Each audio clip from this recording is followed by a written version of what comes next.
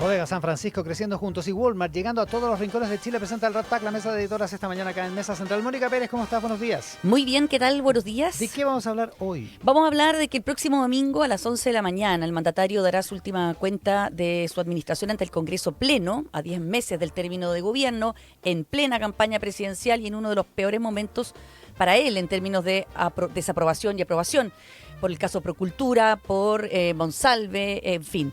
¿Cuál será el balance que va a presentar el mandatario? ¿Habrá espacio para anuncio? Bueno, ya se acaba de aclarar lo de Israel, traía. Por ejemplo. Vamos a hablar de eso. También vamos a hablar de la marihuana. Excelente, ya, sí, porque también empezó hoy día el ruido sobre eso. Marilyn Luders, ¿cómo estás? Buenos días. Muy buenos días. ¿De qué vamos a hablar hoy? Vamos a hablar de Río Tinto. La mega minera, y los chilenos somos viejos conocidos, pero la fuerte presencia que han tomado estos últimos días de la mano de Codelco y Enami, amerita volver a revisar quién van a ser nuestros socios y cómo es con el Estado, en realidad los socios de cada uno de nosotros. Socios, Río Tinto, socios de Codelco. Pero partamos por lo del domingo, la cuenta pública, Mónica Pérez, ¿qué va a pasar?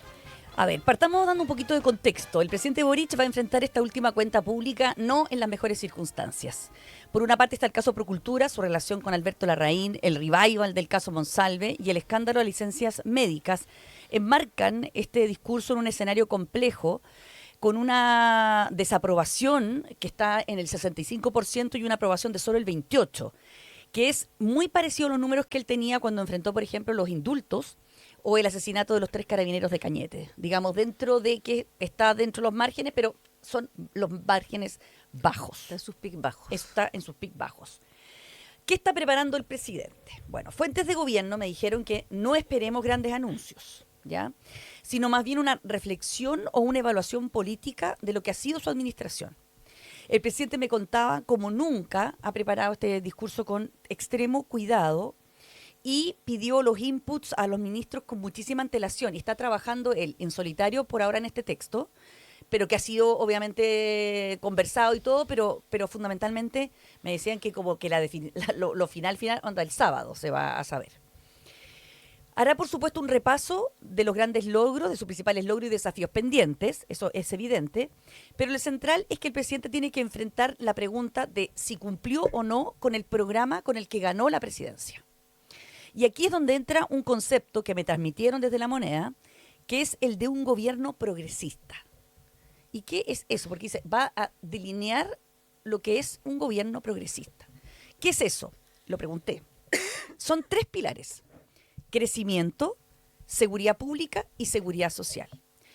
Recordemos que entre las promesas de campaña nunca estuvo como prioridad ni el crecimiento o la seguridad pública.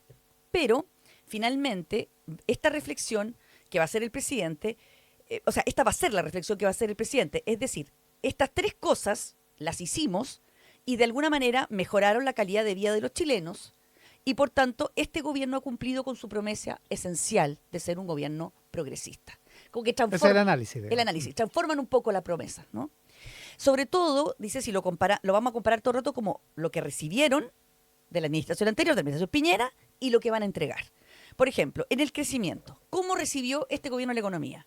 Bueno, la recibió con un déficit de cuenta corriente, con un nivel elevadísimo de deuda, con una economía recalentada, es decir, desajustada, con grandes desequilibrios, creciendo sobre su potencial y con una alta inflación. ¿Cuál es el logro que van a plantear?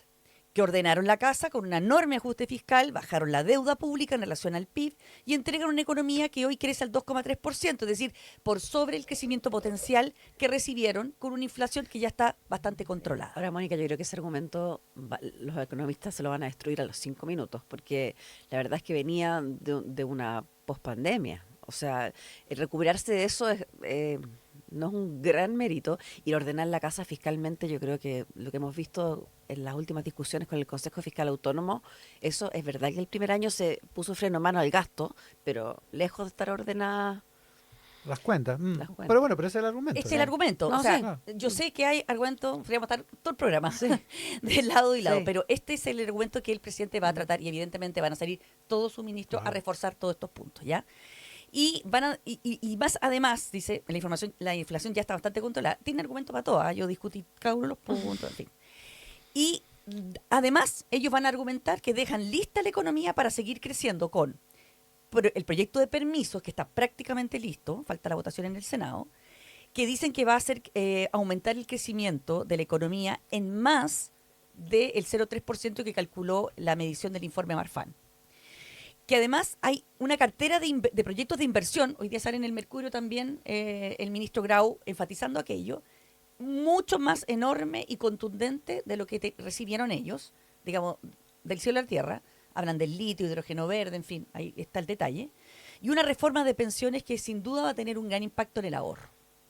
En seguridad pública, ¿qué recibieron? Un país con importantes índices de violencia, post-estallido, migración incontrolada, y lo entregan con la creación del Ministerio de Seguridad, 68 leyes aprobadas del Fast Track de seguridad, y la entrega sobre todo de importantes recursos materiales a las policías, porque lo que ellos dicen es que el gobierno anterior hizo un gran diagnóstico, pero nunca puso el dinero donde tenía que poner, o sea, no entregó esta ayuda económica.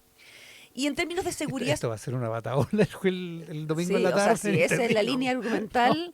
No, impresionante. Bueno, sí. y bueno, a lo mejor el presidente va a ser un poquito más, yo estoy siendo súper resumida y a lo mejor No, es más sí. categórico. Pero, No, va a ser más categórico no sé. y la bataola va a ser más grande. Ya. Y en términos de seguridad social, que sería el tercer pilar, 2 décadas de gobiernos que no lograron acuerdo en materia de pensiones, bueno, en este se logra. Lo que se enlaza con otro pilar, otro foco de argumentación. Este es un gobierno que mostró capacidad para lograr grandes acuerdos impensables sin mayoría en el Congreso. Y fue capaz de articular esos acuerdos.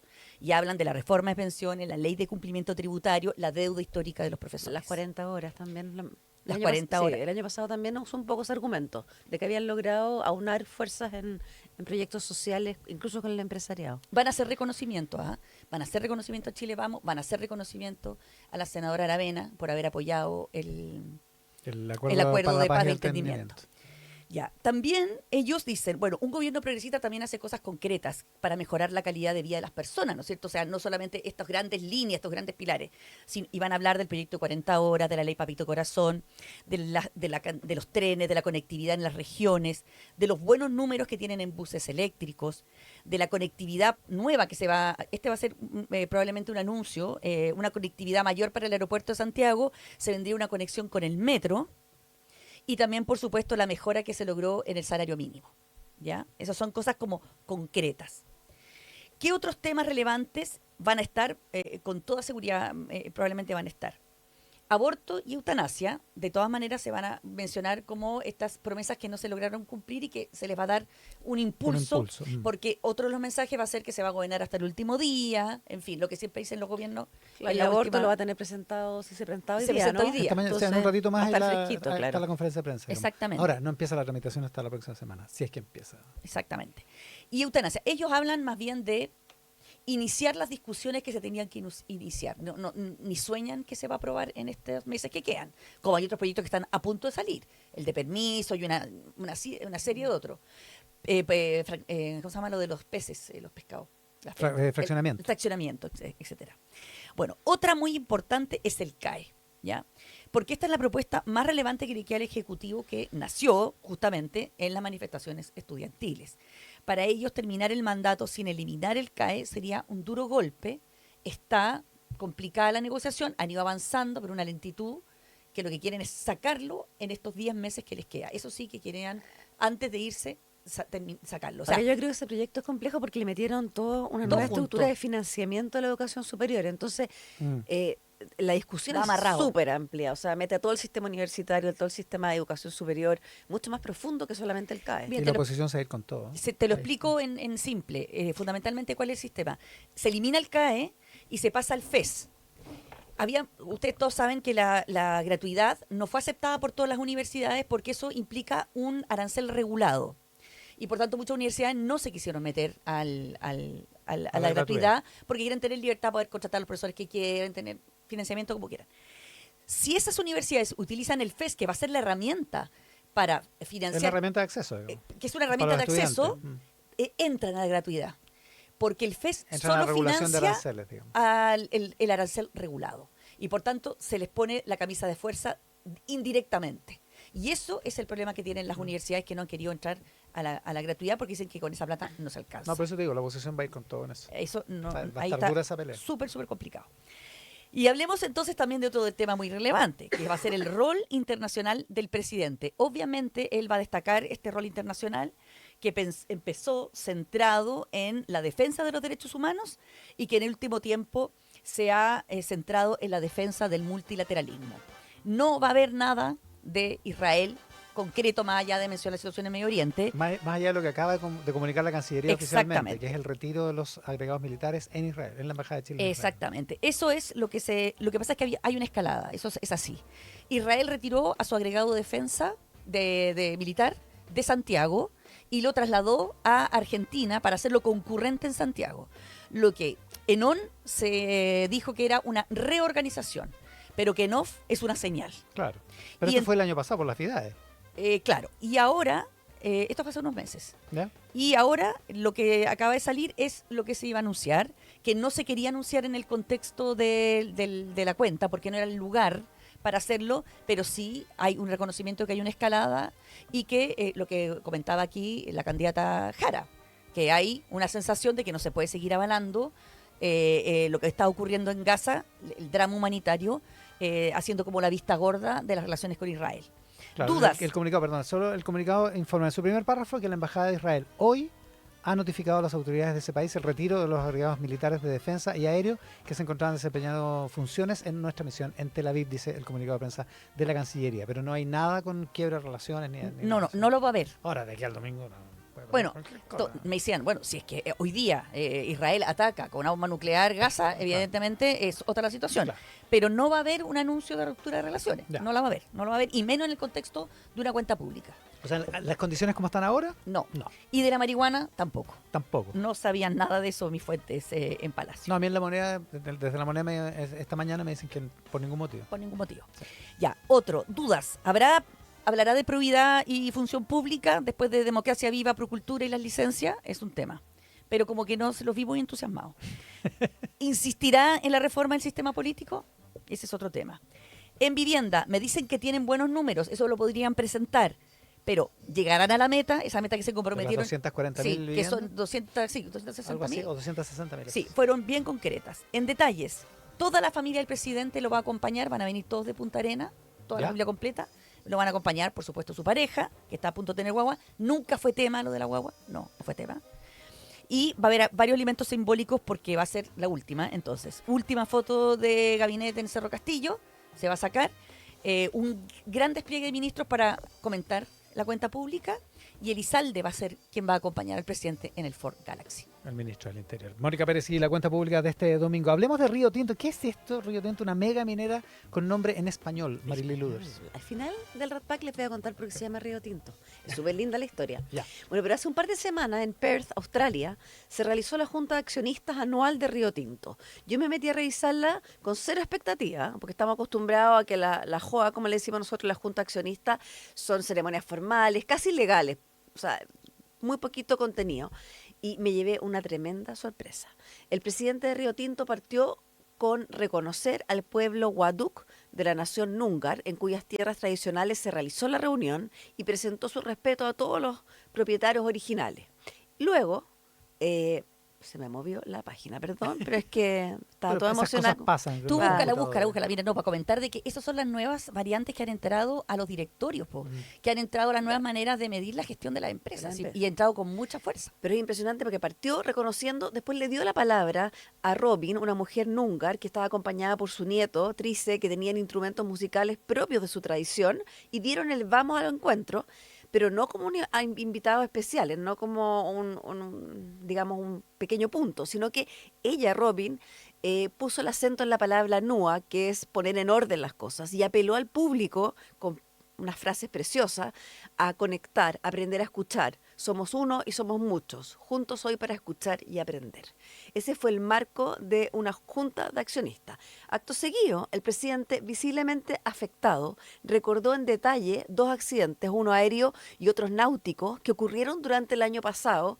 Pidió un minuto de silencio para estos empleados que perdieron la vida, del total de 60.000 que tienen en la empresa. O sea, es una narrativa completamente diferente. ¿Y por qué les cuento esto? Porque refleja mucho el estilo de Río Tinto, una empresa que hoy es anglo-australiana, que se formó en el 95 por la fusión de Río Tinto Zinc, que era del Reino Unido, con Conzinc, que era de Australia.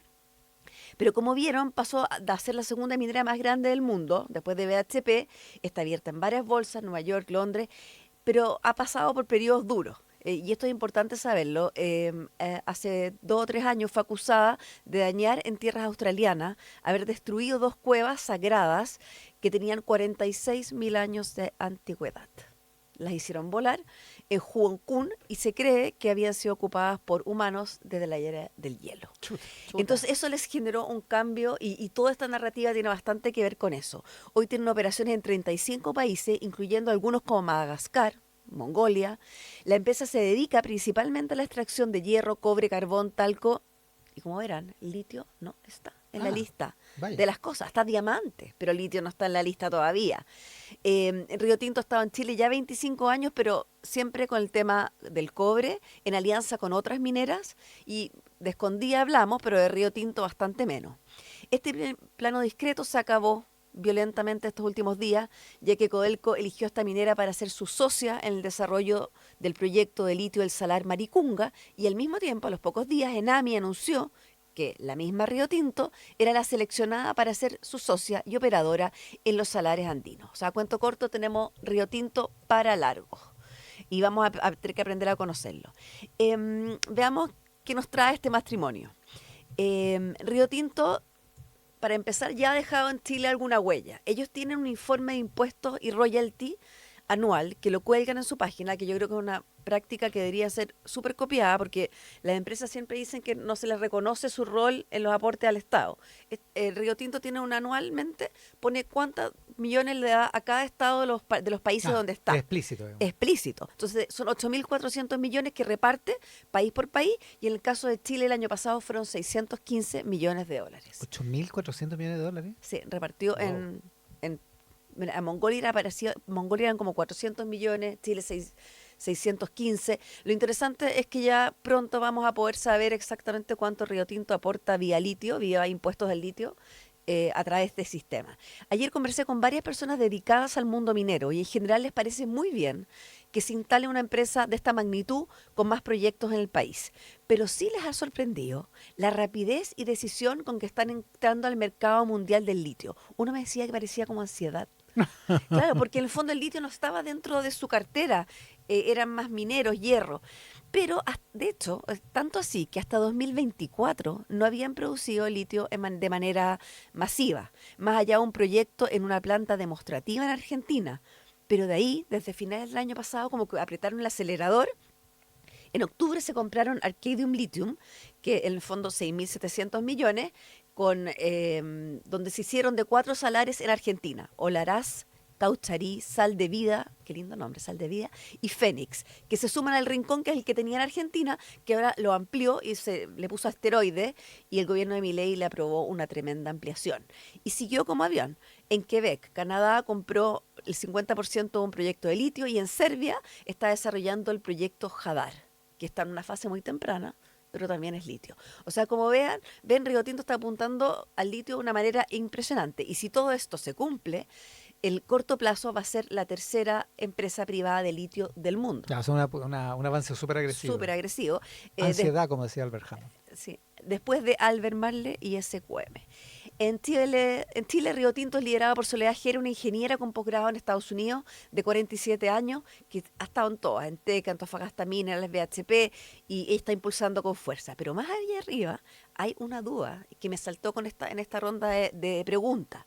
El actual director ejecutivo, Jacob Stausholm, que fue el que negoció con Codelco, de hecho hay una foto con Máximo Pacheco dándose la mano, y que dirigió el equipo que negoció con Enami, que es como el CEO, anunció el 22 de mayo, hace unos días, que dejaba su cargo a fines de este año al concluir un proceso de sucesión, y no se sabe quién es el que va a llegar. Entonces no se sabe si, digamos, se va a seguir con este avance tan agresivo en el litio. Él, eso sí, en todo caso, ya había cumplido su ciclo y ya todos sabían que se va. Y como les prometí, les quiero contar ¿por qué Río Tinto? A ver. El origen de Río Tinto es una histórica mina que está en la región de Huelva, al sur de España, por donde pasa un río que tiene el color del vino tinto. ¿Por qué? Porque el río tiene alta concentración de oxidación de minerales, tiene mucho hierro disuelto y eso le da este color y, como dicen, un sabor a sangre también, cuando pruebas el agua. Los tartanesos, los iberos, los fenicios, los cartagineses y los romanos habrían sacado hierro de Río Tinto y fue una de las primeras mineras que compró una de las matrices que se fusionó en el 95. Y ahí quedó el nombre. Y ahí el nombre, Río Tinto. Es bonito. Es súper bonito. Qué buena historia. Es bonito pero confuso, porque yo siempre digo vino tinto. Dios mío. Cuando Y bueno, pensáis en la empresa. claro, cuando pienso en la empresa. La empresa vino empresa tinto. vino tinto. No, y cuando uno escucha la joa y digamos, esta Río Tinto. Río Tinto. Río Tinto. ¿A qué vamos a estar atentos hoy, Mónica Pérez? Bueno, además de que ahora, 8:45, se presentan los detalles del proyecto de ley de interrupción voluntaria del embarazo por parte de la ministra Orellana, Aguilera y de Justicia, Jaime Gajardo. Hay una cosa bien importante en seguridad, y es que el ministro de Seguridad Pública, Luis Cordero, junto a la subsecretaria de Prevención del Delito, Carolina Leitao, anuncia la publicación en el Diario Oficial del Reglamento de Seguridad Privada, que fija la entrada en vigencia de la Ley sobre Seguridad Privada en los próximos 6 meses. Algo que andamos persiguiendo hace rato. Hace rato, tal cual. Marily Luders, ¿atentos a? Hoy día, al cierre de la sesión de Wall Street, Nvidia, la fabricante que hoy día es el termómetro de las acciones tecnológicas, y la verdad, el termómetro del impacto de lo que puede tener Donald Trump, va a dar a conocer sus resultados trimestrales. Se están mirando con mucha atención qué es lo que Nvidia nos dice de lo que va a pasar y el riesgo de bursátil. Con Marily Luders, con Mónica Pérez, el Rat Pack de hoy. La mesa de editoras, una presentación de Bodega San Francisco creciendo juntos y Walmart llegando a todos los rincones de Chile. Que tengan un estupendo miércoles. Buenos días.